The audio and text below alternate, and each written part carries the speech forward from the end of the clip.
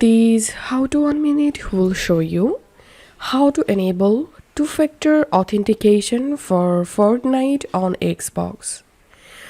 You have to open your browser and open fortnite.com, and here sign into your Epic Game account. Now click on your profile and click on account. Once you are here, select password and security. Now scroll down. Here you will get two-factor authentication section. Here you will get total 3 methods to enable two-factor authentication. So right now I will enable 2FA using Authenticator app. So I'm gonna clicking on setup, continue,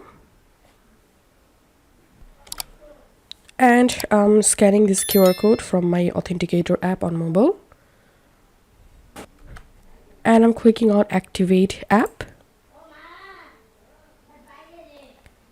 and clicking on done. And this is how we can enable 2FA for Fortnite on Xbox. If you find this video helpful, make sure to subscribe. How to 1 Minute. See you in the next video.